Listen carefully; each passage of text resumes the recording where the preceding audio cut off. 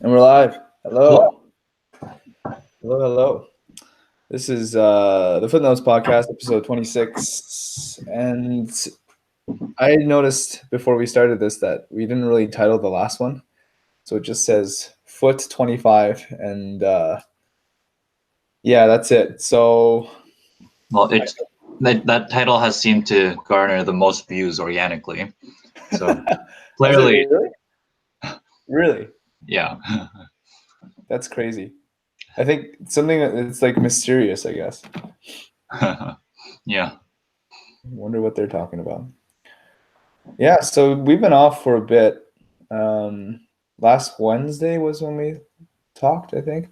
Yeah. Um, yeah. How's it been, June? I've been good. Like you were saying before the show, my memory of the past few weeks is just a blur. Yeah. It's like every day is a kind of like blur, in med school. It's just some form of like a studying-ish day, and then that's it. Yeah, and then like other stuff happens, but then it just gets superseded, I guess, by other things. Like you're just busy thinking about other things that you don't remember, like Yeah. what you ate or like what you did in your free time. Like it all just kind of jumbles up. Yeah. So I've been Yeah. writing things down. You're just busy. Yeah, just busy. Yeah. Busy, busy. So one of the highlights of this week for me, last week, um, I got to do an observership in the ER. And now I have to be really careful with my words because I can't like identify anything. Um, but there was a lot of interesting things that happened during that time. One of the things, of course, was some guy came in with like major machete wounds to his thorax and abdomen, and they had to get him to the ER trauma care room, where they just stabilized him, and then once operating room opened up on an upper floor, they would just go and move him. Yeah. But the trauma surgeon that reported, I'm not actually, I don't know, like one of the trauma surgeons at Western is his name is Rob Leeper, and he's like a superstar kind of guy. Like when you talk to him, he sounds like he's one of those investment bankers in like Wall Street. Like he's Mhm. got kind of got that like personality. And yeah, I was there watching him operate, and at one point he sort of like took off his goggles and he scanned the room, and he looked directly at me in the eyes for like a brief moment, and I felt my soul leaving my body. Like I felt like he had passed judgment on me. It's like, is this guy worth my time? Can I ask him to do something for me? And the answer was no. So he moved on, and he picked another like useful person like staff or uh, like an RN or something to help out. But Yeah. yeah, just seeing him in that intense moment was like, wow, like surgery is like serious business. Um, so that's kind of inspiring. Another thing that happened that I wanted to talk to you about. So there was this elderly woman, and she looked like she was indigenous. Like I couldn't clearly tell, but she had been waiting in the ER, and she was like screaming things like, um, I'm manic, I need sedation, I'm manic." And then people were like, the staff were like, just sit down, just wait a bit. The doctor's coming, and she's like, "No, I don't care. I'm manic. I need sedation." And at some point, she had walked up to me and this other guy that were observing at the time, and when because we're like first year medical students, like we don't really want to get too involved in her care or anything, so we were just like smiling, respectful, just like answering her questions and stuff. Then an RN came in, and this guy was like not having it, so he's like, "Sit down, like go sit down." um, so she was kind of like fighting with him, but every time she was looking at us, she would be like smiling and like, because we were treating her respectfully essentially, and he was kind of being mean. But there was a brief moment where we had been answering a question. She's like, "Oh, can you help me?" And we said, "No, we probably couldn't." And she's like, "Oh, you probably could, better than anyone here."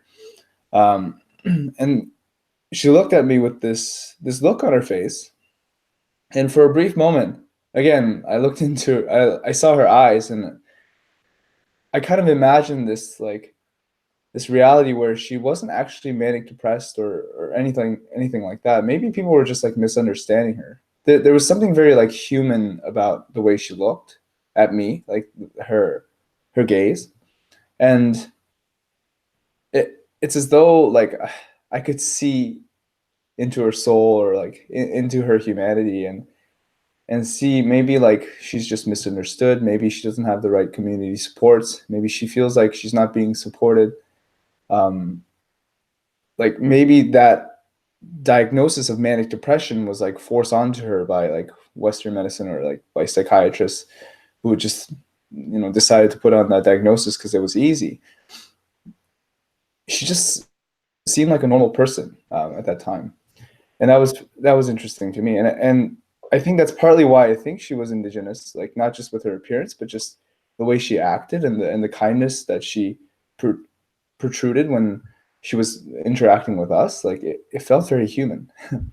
um, so I wanted to get your thoughts on that. So there's probably a lot of people, I think, in marginalized communities that are diagnosed or deemed to have certain conditions when maybe they don't. Maybe that's a byproduct of the way that they're treated or their social circumstances and stuff like that. Maybe they're just normal people having a tough time, and the solution to that would just be to get them or help them out of that tough time, or provide the right supports, and not just like diagnose and treat, so to say. So yeah, I don't know, like that split second really just I just remember her look and the way she looked at me. So yeah, thoughts.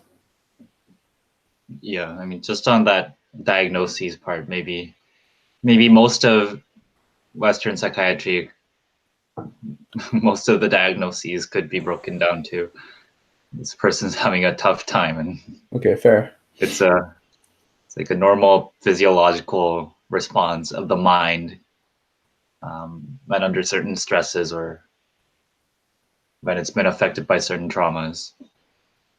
Yeah, normal response. Um, I imagine there'd be more pathological and dysfunctional, you know, areas of psychiatry that we don't fully know how to parse up yet because it Mm, hasn't been well studied. So, like one area that I've just briefly heard about on a podcast is an area called nutrient psychiatry. So essentially, the idea is that, well, a lot of, well, psychiatric problems, let's say, seem to stem from just basic deficiencies in like some ions or metals, and a deficiency in those could lead to the underproduction of certain neurotransmitters or like the signaling receptors, and that's being started to be documented. So that's really cool. But yeah, for and a psychiatry resident I met like a few weeks ago was telling me that I think it was something like some major psychological or psychiatric association in the States that approves funding. I think it's the National Institute for Mental Health in the States, the major research funding body, mhm, is now rejecting DSM-5, which is like the diagnostic Bible based on, and it's categorizes like conditions based on symptoms. But now they're leaning towards giving priority to research projects that seek to kind of map the mind, or using, for example, fMRI data to visualize mm, the kind of connections and patterns, brain patterns that you see in mental illness. Because, and DSM-5 is probably something that's been in the works for maybe like 100 years, and to kind of reject that entire body of knowledge and say, all right, it's not cutting it out for us. Like that's a kind of major statement to, let's say, the kind of mystery of the mind and mhm. the complexities of the, I don't know, condition that it can have. So I don't, you can't really blame anyone for, that person at that moment having that diagnosis. Did she genuinely have some symptoms? I'm sure. Was it because of stresses? Probably. Social supports, yes, would be great. Better diagnostics, yeah, I'm all for it. Yeah. But um, the second part is about the gaze part. Hmm. That's a really strange thing because yeah, looking into someone's eyes, it is kind of like a soul to soul like touching experience. There's something about it, and I think especially when it can be a very like human and connecting experience, Hmm. but you could also connect with, let's say if someone's undergone a tremendous amount of trauma and you peer into that person's like eyes and try to look into their soul, you'll be like kind of shocked of it. You'll be you'll be shook, or when someone gives you like a evil glare of like I want harm for you, or something along those lines, then that can be a very like terrifying experience.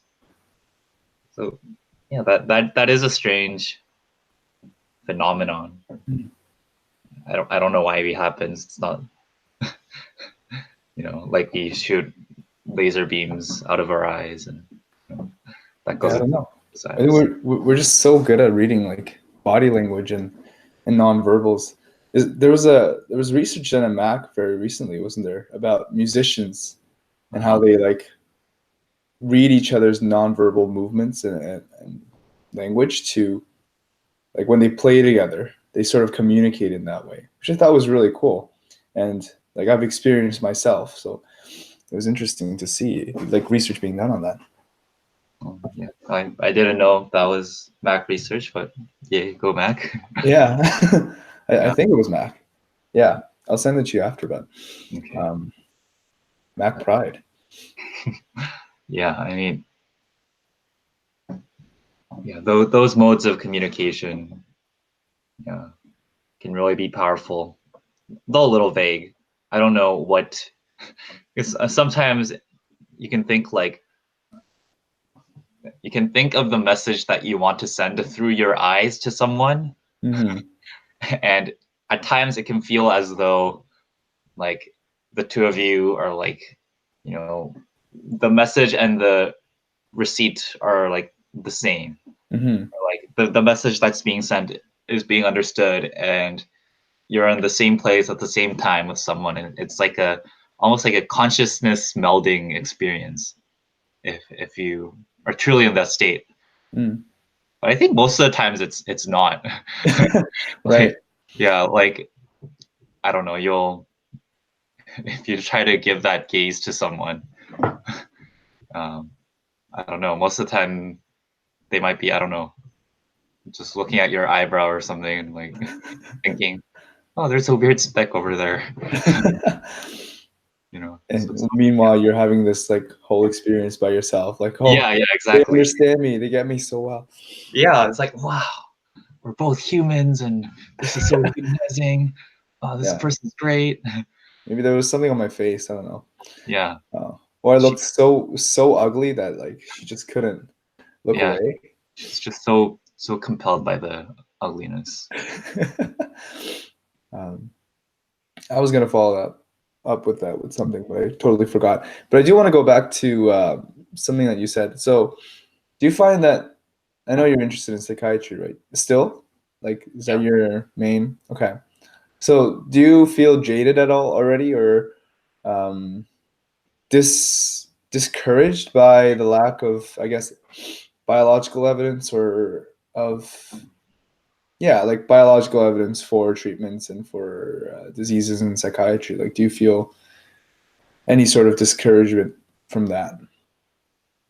I think I would be more discouraged if I were like a practicing psychiatrist right now, and I didn't have any of, I don't know, better tools at my disposal to help my Mm-hmm. patients. I think fortunately, I get to just stand outside of the entire field and watch in as an observer and hear this new commentary that's going on about new ways of understanding the mind and new ways to treat it. So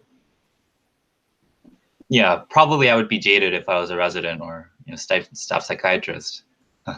But I have the fortune of not having been through that that entire process that just jades people. Mm. So I'm not jaded yet. I'd be worried if I was already jaded pre-clerkship. Okay, yeah, okay, fair enough. Okay. Yeah. So I didn't mean like jaded, but yeah. like, do you feel discouraged at all? Like, or do you feel more excited to kind of explore this new field that's still developing and growing? Yeah. I think it's really exciting. There are so many avenues that could be explored, and I think if I choose a few and really go down that road, and get some support from Mac or wherever I am, then could do some really cool things. Mm. But I mean, we'll see. I haven't really. That's really been kind of out of my focus as of now. Right now, I'm just focused on just learning general medicine, pre-clerkship, and then as I transition into July, more into making music and filming interviews, telling stories. That'll be my next focus. So, do you have you've had some time to think about what you're going to do in the next bit for your trip. Do you Yeah. want to share maybe like some of your plans? Okay. So I ordered this beautiful setup Wow. days ago. Very nice Canon 50, very widely recommended by YouTubers, bloggers, kind of people, as like a can do it all kind of camera. And we ordered a nice mic, so it should allow us to just go talk to people, record our conversations, upload them. It's the kind of aim of the project, is to go around Ontario, meet interesting people who are like well connected to their own histories or the histories of a place they're from, or well acclimatized, cultured, and kind of digging in and seeing what we can find in each place, because our sense is that there's a lot of disconnection that's happened. So we've talked about disconnections and discontinuities in our own identities, like not understanding where we're from or why that's significant. Having an appreciation for, like, this might sound weird, but like being connected to the place that you're in. Mm-hmm. And if I can go on a little tangent about this, like, I think being rooted to a particular place, and by place I mean like kind of awareness of the geography, for example, the geography, the plant life and foods that grow there, and the kind of seasonal changes and climate and weather patterns. So like all of those things, and then your like awareness of where things are. Like, for example, in Hamilton, I know how to get to Jackson Square. I know how to get to the harbor. I know how to get to the McMaster. Like all those things contribute to a sense of place. And even more than that, like that sense of place it's given depth by experiences like, oh, I can walk down the street and maybe I can look over and see, oh, that's my grandfather's house. And My grandfather grew up there. My mom and dad grew up there, and I used to play there as a kid. And then I had this cousin who lived further away, but he would come visit. So you have place, but the locations in the place have meaning to you. So they give a kind of depth to your experience, right? So Mm-hmm. it's like you're almost like rooted into Mm-hmm. that part of the place. Mm-hmm. Or had you been like farming or in touch with the food environment there, then you could say, I don't know, like summer is coming up, like that's really good for tomatoes that I used to pick in my backyard, in that house, or maybe there's a community garden, and then like you remember all the sense information about the tomatoes and when it tasted best and how you worked on it. So you see this tapestry of meaning being built in Mm-hmm. to that place. And Mm-hmm. as a consequence, you become rooted into and more invested in that place. Mm-hmm. And I think one of the big problems that we have now is that there is no kind of connection like that because, well, every place is generic. Right. Mostly, like you go to any suburban place and it'll have the same combination of like a Costco and a Sobeys and like the Kelsey's Montana duo. And Mm. so it's like infinitely replicable, um, and machine like manufactured, Mm. but you don't really have a relationship to that Right. place or the people in it. So that's what we're trying to capture when we say we're disconnected from a sense of place, or like in more indigenous like thinking. I think indigenous thinkers have referred to it as like a connection to the land, and without that you miss out on a lot of like meaning and depth and connection that you have to place, that you have to people who inhabit that same place as you. Mm-hmm. And I think when you're inhabiting places that other people also truly inhabit and live like as part of, not just on top of, um, then your capacity to have like, I don't know, more meaningful life and experiences just multiplies. The probability of you and that other person being in the same room, and then when you make eye contact, just truly being in the same place at the same time, Mm-hmm. um, I think that's more possible. So all that is to say that we want to talk to people who are connected in that way, or maybe if they're not, talk about their experiences and their stories, and by by going out and talking to people, we think we can find a lot of like richness in the province that we probably wouldn't have appreciated if we stayed like Mm-hmm. in our own homes. And based on those experiences, we want to make some music because you know that's probably the most fundamental way to communicate experience in a rich way. Mm-hmm. It's cool. I want to ask you, as a maybe like a counterpoint. Do you feel like that connection to the land has been replaced maybe as to like digital land? Like this is the website that I did this in. This is the website that I did this in. Like there's sort of a sense of like belonging and ownership there in terms of like the digital landscape. So I'm wondering, Mm-hmm. you know, is that any worse? Is that worse or better? Like, I guess we can't really pass judgment. We could try, but what do you Yeah, think? yeah. I mean, I think that feeling isn't there because you could imagine, like, I could revisit a YouTube channel that I watched a lot as a high school student. For example, like Zay Frank, who's now Mm, a video person at BuzzFeed, but he used to have a really popular YouTube channel. He would post all these really creative and insightful videos. Yeah, he was very quirky. Yeah, very, very quirky and brilliant guy.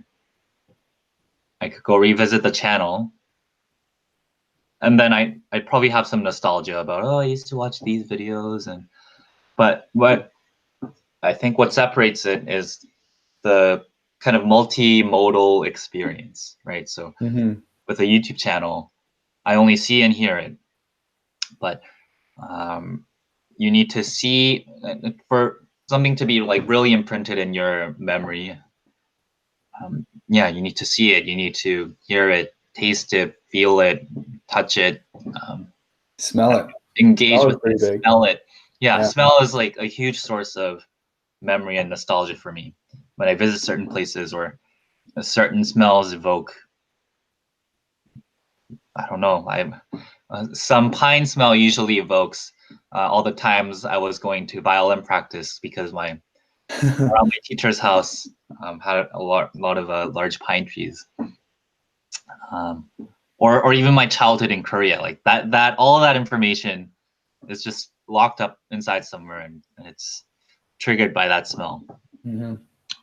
So yeah, unless we come up with 4D, 5D kind of experiential YouTube or web Smell browsing, too. smell tube, yeah, Google Knows or something. That was favorite tools. you know, until that point, I don't see myself having the same kind of connection or rootedness in the digital places. I think there's also something to be said about how widespread our places have become. Because when I think about it, I don't have like a fixated place that I can call home, or like the place where I grew up, sort of thing. But like I've been in Hamilton for undergrad. I've been in Waterloo for a bit. I was in Toronto for work. I was in Mississauga. So like all these different things, all these different places, sort of conglomerate in my mind as places I'd call my home, or a place that I belong. But I'm not experiencing all of that at once at a given time. So it does feel like lacking. Right. It's like I'm like spread thin, and I'm Yeah. not really from any like focal point. Yeah. So I can definitely see it from that perspective. Yeah. I think we're, let's say most of us in the developed world in this day and age might be considered nomads. Yeah. Yeah. Huh. Yeah, we don't really have a strong connection to any particular place. We're all, a lot of us are immigrants. Like, actually, you could say all of us are immigrants in theory. Most of us, but yeah, it's that is something I would like to do, like in my life. Really cultivate a place, like be there, and to cultivate it is to like make it better, right? And I think the most fundamental way you do that is to farm, but to enrich the soil. So I'm thinking maybe I'll start off with a small garden if I can, but yeah, to enrich the soil, and because there's such a rich microbial and like insect filled community underneath the soil, like a whole nother like universe we don't even know about, that is like capturing nitrogen and providing like all the like nutrients for plants to grow, and based on that, like this all solar energy, like that's like constant stream of energy is being captured, and that is like at the most fundamental level generates the energy for us to live on this planet, right? Like if you don't have that, then let's say the quality of life we can live on this planet, I think diminishes greatly. So that's Was that a weird hippie thought?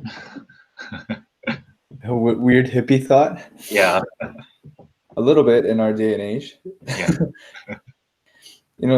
Like offshooting from that, like we also don't have a lot of land to call our own anymore because there's so many more people, and like you go to Toronto, like I was at a friend's boyfriend's place, and his backyard was just, oh my god, it was a nice place, but the backyard was just so depressing to yeah, me because I grew up in like suburbs, so I always see like lawns and all this grass and stuff like that and trees, but like there it was just like a cement rectangle with a little bit of grass on the sides and a shed at the back. Like that kind of place, it's so hard to grow a garden there, like it's so hard to like cultivate any kind of life. So we stick to like potted plants and little cacti or something, to feel connected. And yeah, like I have this I have this spider in my room, in my washroom of my room, my ensuite, and he kind of just like he made a web, um, along my detergent box thing that I don't move, and the wall and the mirror. yeah. And from time to time, like ants get in my house, so I take an ant and I drop it on the web. And that guy, he just goes and he like makes a little web and Yeah, he wraps the ant.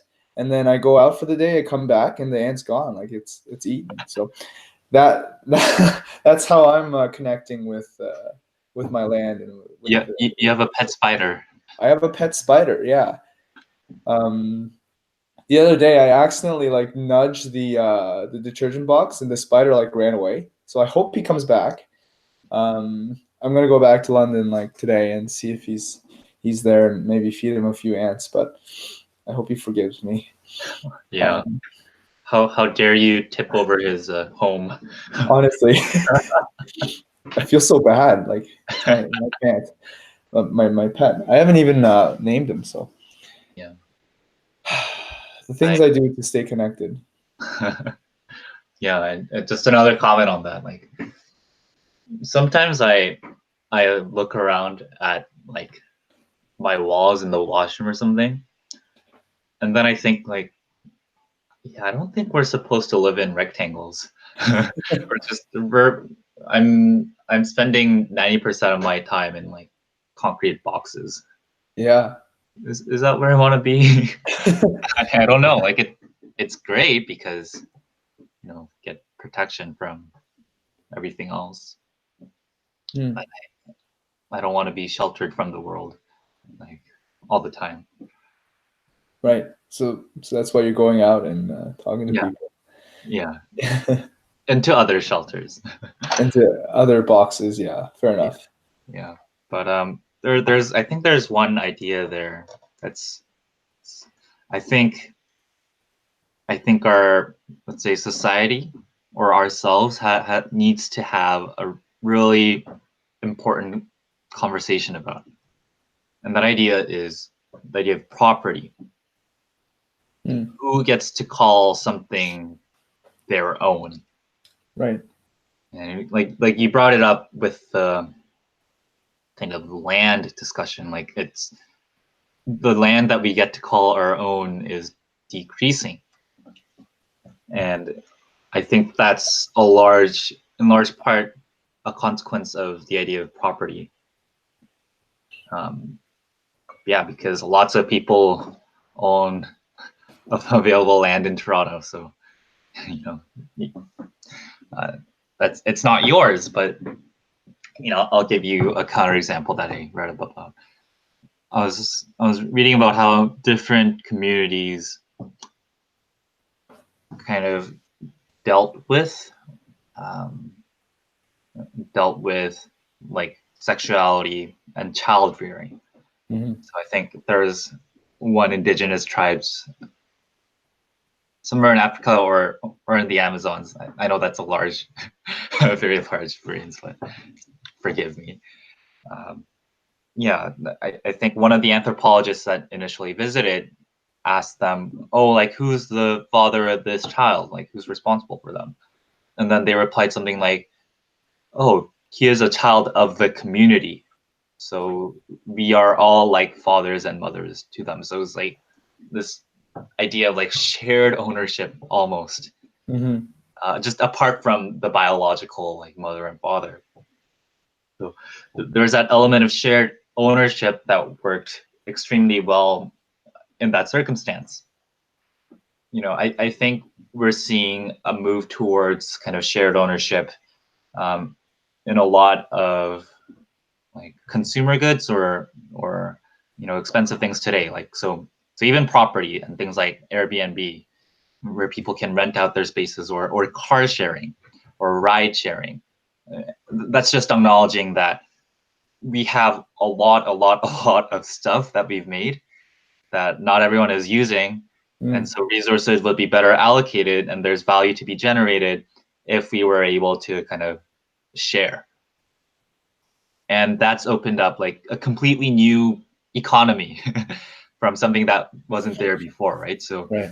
I think there's a kind of enormous potential in the ability to share and cultivate something or co-use something. But I think the major impediment to that happening might be our sense of ownership and property. Like, and I don't know, some things should be yours, like this iPhone should be mine, and it's useful that it is mine because then people have a reliable source of communication to me, like Mm-hmm. because they know it's mine. It's almost like it's like an extension of my body, right? It's like a digital extension to my hands. Mm-hmm.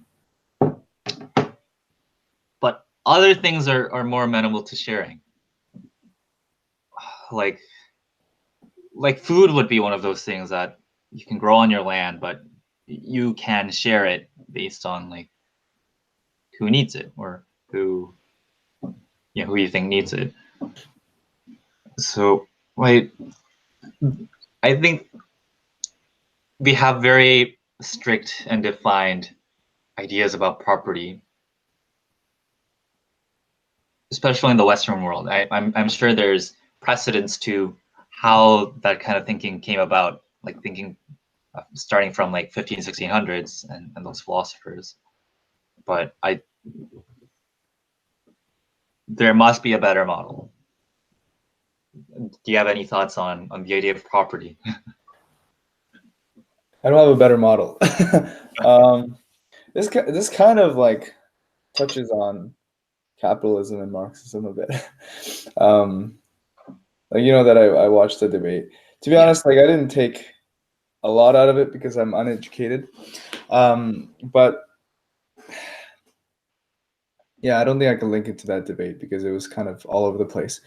But anyway, so in terms of property, I agree with you that there are some things to be shared and some things that must be owned by the individual. In terms of how we can decide which is better for which, I I honestly believe that things like things that have to be interconnected should stay interconnected. Um, so in the sense that food, for example, like you mentioned, food is something that could be shared, and the reason why it can be shared is because it takes a community to farm something, right? Like there's so many things involved in the cultivation of food, so many things to take care of that it's not just one person that ends up owning it. There's a lot of people involved. Um, Something like your phone, you said, even that, like it is still interconnected, right? Like the technology that was developed had to be developed by some minds out there that were interested in that to maintain the purpose of the phone, which is like intercellular communication or just connection with the internet. Like you need someone to keep the internet going. You need you need wires and cables and I don't know technology. Um, what am I trying to say? But you need so much to maintain this. So there's actually like very few things that are sort of your own thing. Like maybe your thoughts, but then again, like your thoughts are influenced by other people, and like they grow through these interactions with other people. And so the sense of ownership, I think we need to have a different idea of what we actually own. And I can't even think of anything that we own solely by ourselves, considering that there's such an interconnectedness in terms of how it was made, how it's used, what its function is. Do There are we very few things own that our are own just bodies? your own. Sorry? Do we even own our own bodies? Our own bodies. Wow. See, that's tough. Um, like who made the bodies? Your parents. And Um, and we're also a conglomeration of what we've collectively eaten and absorbed and breathed in and drank. right. So this is so sort of like this. Isn't this like an indigenous sort of thought? Like like we're maybe it's not. Okay, I don't know. It's Yeah, I think right. so. Like we're part of the world, and the world's part of us. Like we're all like this connected thing. This is like a Spinoza thing too. Like where God is everything, God is within us. We are God. Anyway, so I think it's a level of humility um, to take this as fact that we don't necessarily own anything. Um, Everything sort of exists as an interaction of different things. Where I think what the problem might be with that thought, though, is that we sort of get to a point where we're like, okay, so we don't own anything. What do we do? Like, it's sort of like disempowering, like you're not you because of what you did. You're the result of the things around you and things like that. And that's kind of like that kind of sucks to think about, because then it's like, wow, I didn't really deserve any of this. So the maybe the compromise there then is to say that consciousness is the only thing that really belongs to you. The not necessarily the thoughts, but the consciousness, the way that the thoughts are interweaved, and the way that you form thoughts. It's like the Cartesian, I guess, way of looking at it, where I think, therefore I am. Like all that you are is that thought, and that's the only thing that belongs to you. But everything else is sort of this intermingling of different factors that exist outside of your experience. So I don't know where I'm going with this. I just think this is like the first like Paul rant in like 26 footnotes. Um, I think I've taken some inspiration from you, June. So there you go. There's that ownership. Um, yeah. What are you? What are your thoughts? Yeah. Okay. Thanks for coming to my TED talk. I can see why you say that now. Um, how do you follow up with that? Okay, so the idea there is something like all that you can be sure about is that you are, Yeah. and yeah, the nature of things and where they come from and who they belong to is very vague.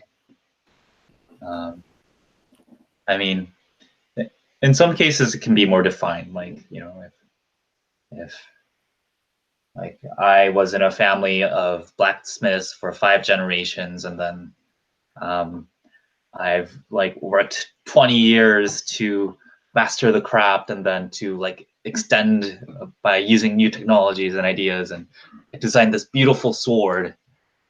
Then I don't know, maybe it can be called the sword of June Park, and it has a label. So is that mine? Hmm.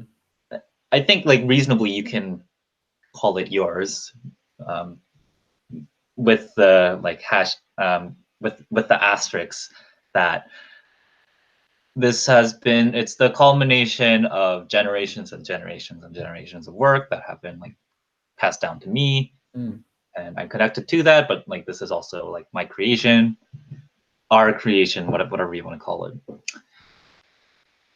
Like going off that sword example, so it's mine. To me it has a lot of value, and value in the sense that like it is something that is meaningful, enriched to my own consciousness. So yeah, because I think that's the root of value. Meaning. Yeah, where where else does value come from, right? Things can only be good only when consciousness appraises something to be good. If not, then all just is, right? So, that's where kind of the value of that object comes from. And because you value it and love it, you don't want to give it up.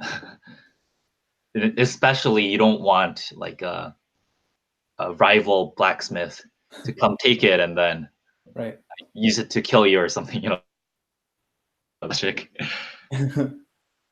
So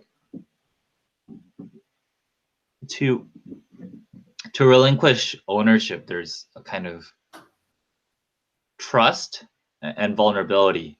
You make something that's yours and that you value.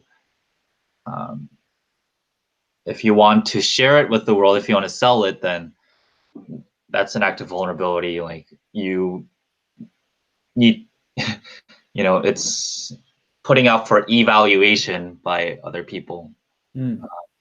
Or if you put it out, it also might be stolen. That idea might be stolen and maybe used by someone who doesn't fully appreciate like where it's come from, like what kind of generations of work and like trials and hard work and sacrifice that went into that. So like I would understand if I were that blacksmith why I would want to own and keep this a secret and only share it to people that I trusted. So yeah, it's a tricky thing. Like and whether we should be given legal protections to protect that thing. That's also tricky because we can abuse that, like as we know, with like patent and copyrights, especially on like essential drugs.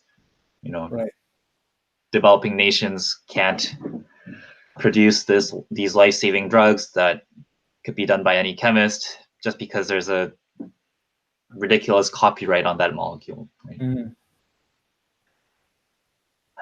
Like this is such a complex problem to work through, and I'm not sure. I'm sure there are more solutions being generated that we don't know about. Maybe that's something that I can explore at the end of my trip by next year to seek out some of the people who are rethinking how to do property or how to do ownership in a real practical sense. But my sense would be that it's too rigid. It's too owner centric at the moment. I'm trying to think about how that applies to my personal experience too, because ownership for me is really difficult. So, for example, like the musical, our musical and the musical that we had at Western, it's hard to claim ownership of that because it's something that I took part in. It's something that I invested a lot of time and effort in, and that I have this like position in, like for example, producer in the Health Side one and Merrymaker, the director essentially of the one at Western. So that title sort of like garners me that level of ownership that may or may not be deserved, depending, of course, on how much other people contribute. I mean, the amount that I contribute compared to the amount that everyone else collectively contributes is so minuscule. But together we sort of make this product, right? But you are like, technically entitled. Like literally, yeah. Yeah. So it's hard. Like who gets to, well, I guess who gets to decide that people elected, but for any given project, like who really gets to decide who is the owner and who is the one that gets to take the credit or something like that? It's tough. I think maybe there's a level of transparency that needs uh, to be had in terms of the roles that each person plays, and like maybe the credit needs to be due where specifically what people contributed to. Right. Like I wouldn't try to take credit for more than what I had done for the show, but I can also take credit for the entire show collectively as part of this production team and this cast and things like that. Does that make sense? So there's a sort of individual credit in terms of what I specifically did, but then there's also this collective credit in terms of what we as a team did. Right. So there's more than one level of ownership, I think, is what I'm Right. trying to say. There could be more than one. Yeah, because some products aren't. Yeah, some products are more than the sum of its parts, right? So like the harmony that people create by singing together. So like I own and then you own, Yeah. and then the resulting that kind of like resonates. Like, well, who owns the harmony? Yeah. Yeah, you could say like, yeah, the group owns the harmony. Like, you know, there's certain results and products that are emergent that are owned by the group. It's so funny.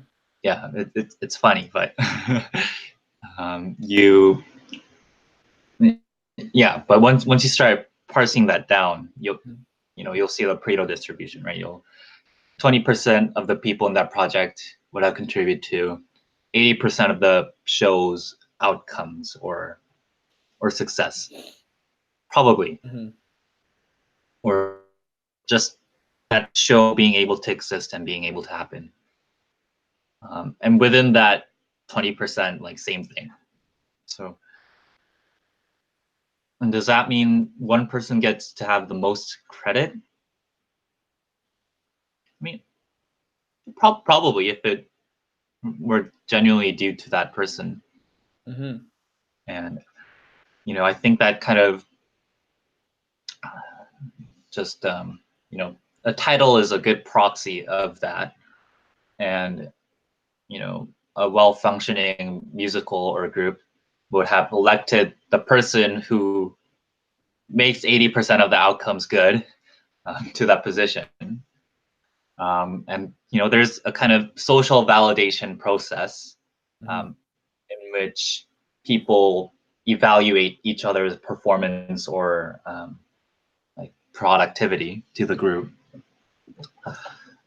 So I think in those kind of like healthy group systems, giving a lot of credit to that director or to like the producers, like I think it makes sense. And they should have an increased sense of ownership. And maybe if, like, for example, revenue was generated, like more value can go to them for their contributions. And because, they're trusted to do with the value that's given to them, like people know that they can do more with it, can do more amazing things with this. So it's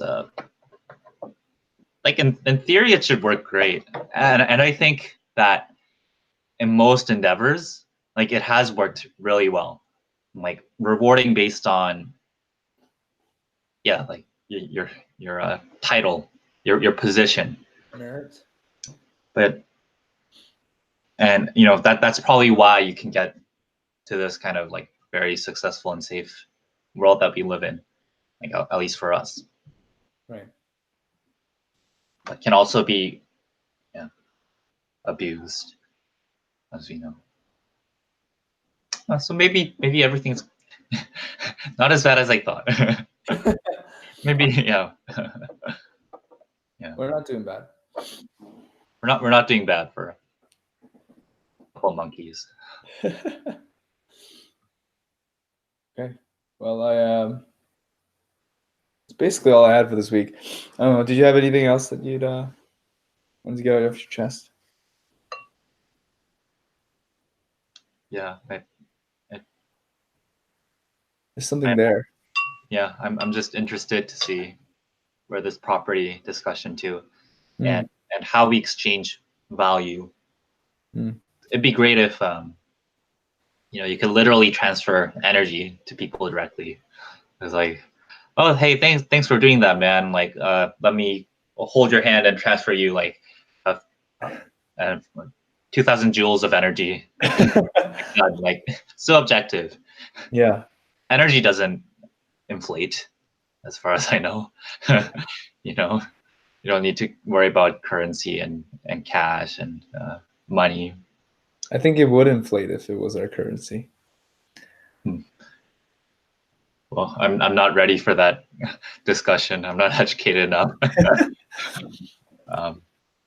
But yeah, I think that area around ownership, blockchain, and the idea of smart contracts and cryptocurrencies. I don't know if you're aware.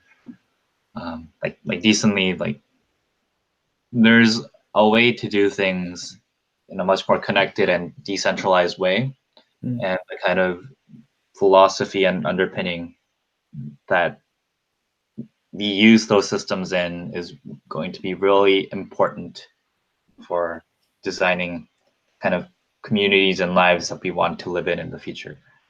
So I'm hopefully we get to have more conversations about this and find cool examples of where this is happening. Nope. Oh,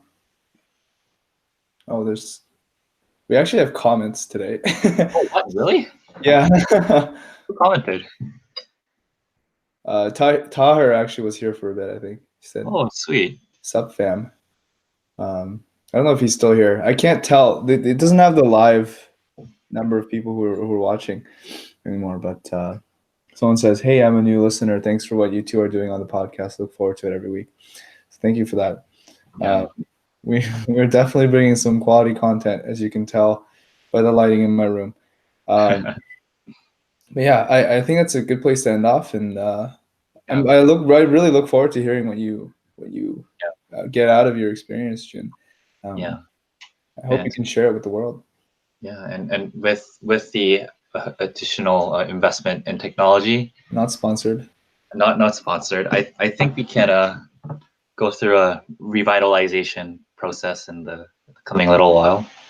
Repackage, remarket, and because I do miss the kind of interaction with listeners. You know, we've had I think first YouTube comment.